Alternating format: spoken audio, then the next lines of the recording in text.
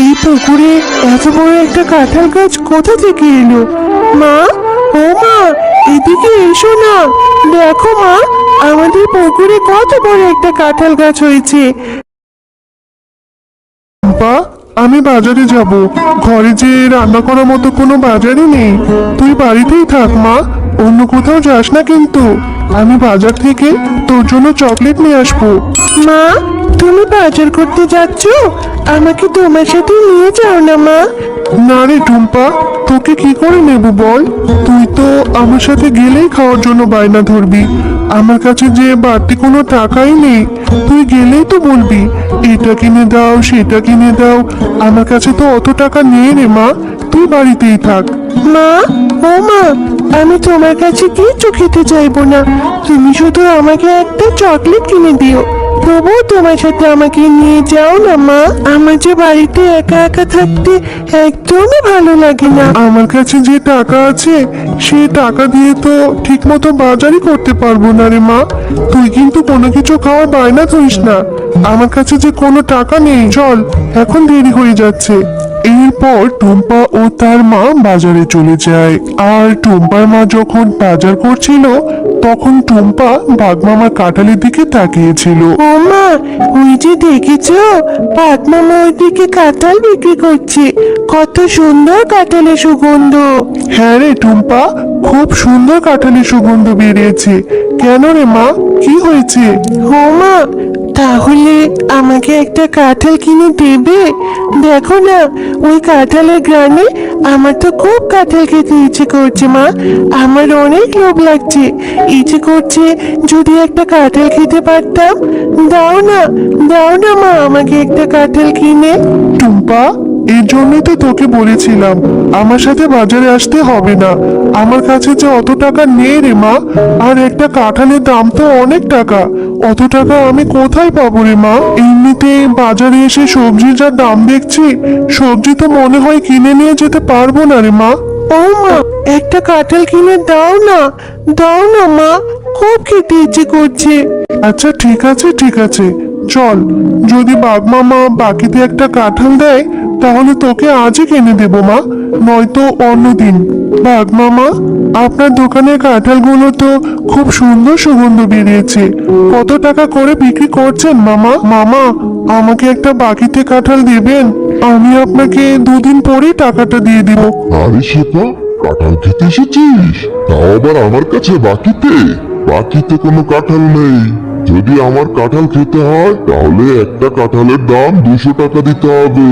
আগে টাকা দে, পরে কাঁঠাল নে। আমার দোকানে বাকিতে কোনো কাঁঠাল নেই।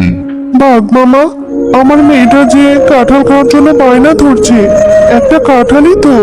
আপনি আমাকে বাকিতে দিন না, আমি 2 থেকে 3 দিন পরেই এসে আপনার বাকি টাকাটা দিয়ে যাব। আরে শেফা, এত জ্বালাস না তো, অযথা আমার সময় নষ্ট করিস না। যা, অন্য একটা কাস্টমার ধরতে দে। আমি বাকিতে কাঁঠাল বিক্রি করবো না, টাকা নিয়ে আয়, তবেই কাঁঠাল খেতে আসবি। আচ্ছা ঠিক আছে মামা, একটা কাঁঠালের জন্য আপনি এত কথা শোনালেন, অথচ আমার স্বামী বেঁচে থাকতে আপনাদের কত সাহায্য করেছে। দিতে হবে না বাকিতে কাঁঠাল, আমি চলে যাচ্ছি আমার মেয়েকে নিয়ে। এরপর শেফা শিয়ালিনী তার মেয়ে টুম্পাকে নিয়ে সেখান থেকে মন খারাপ করে চলে যায়। মা, তোমার রান্না করতে তো এখনো অনেক সময় বাকি আছে।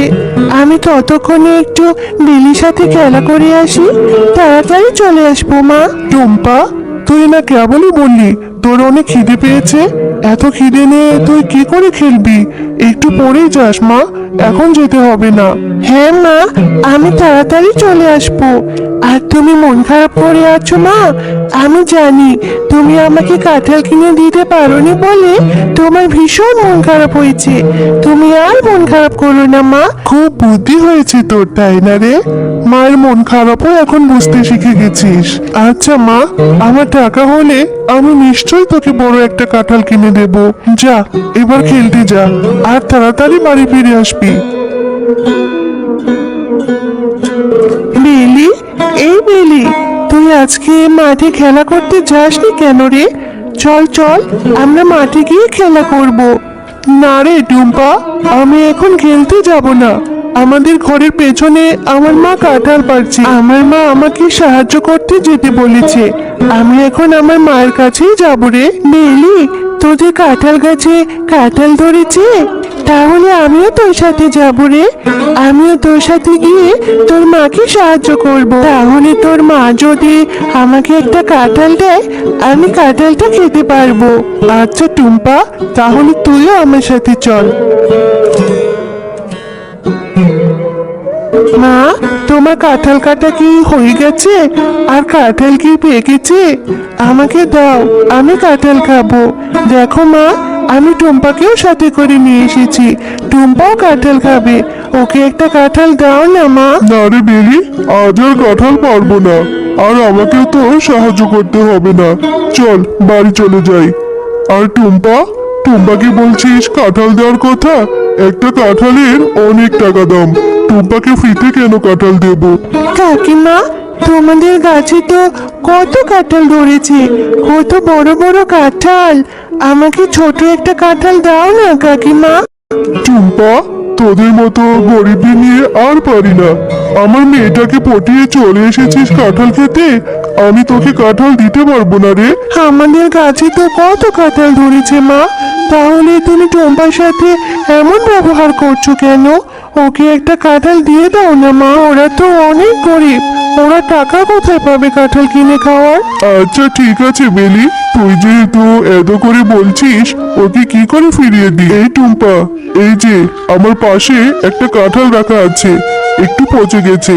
এটা থেকে কিছু অংশ ভালো বের হলে সেগুলো বেছে বেছে খেয়ে নিস। যা, এই কাঁঠালটা নিয়ে বাড়ি চলে যা। আচ্ছা কাকিমা, আমি তাহলে ওই পচা কাঁঠালটাই নিয়ে যাই। ওটা থেকে কিছু অংশ ভালো বের হলে আমি মজা করে কাঁঠাল খাবো। এরপর টুম্পা সেই পচা কাঁঠালটি নিয়ে তার বাড়ি চলে যায়। ও মা, দেখো না, বেলি মা আমাকে এই কাঁঠালটা দিয়েছে। ওদের গাছে জানো অনেক কাঁঠাল ধরেছে। তুমি এই কাঁঠালটা একটু কেটে দাও তো, এটা থেকে কিছু ভালো অংশ বের হলে আমি খাবো। টুম্পা, সে কখন থেকে তোর জন্য খাবার নিয়ে বসে আছে, আর তুই এই পচা কাঁঠালটা নিয়ে এসেছিস?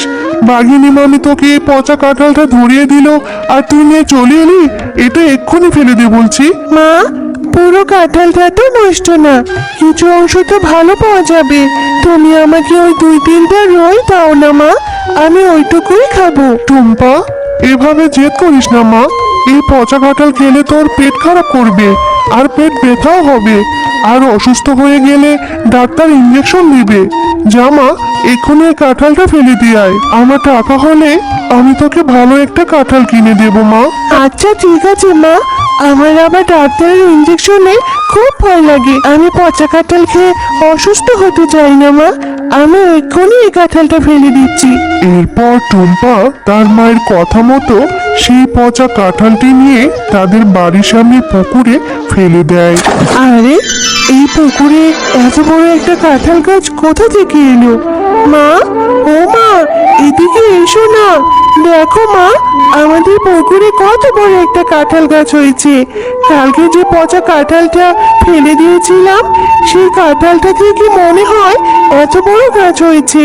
টুম্পা, তোমরা মা ও মেয়ে অনেক ভালো, তাই তোমাদের এই পচা কাঁঠাল থেকে এত বড় একটা জাতের কাঁঠাল গাছ হয়েছে। এই কাঁঠাল গাছ থেকে কখনোই কাঁঠাল শেষ হবে না।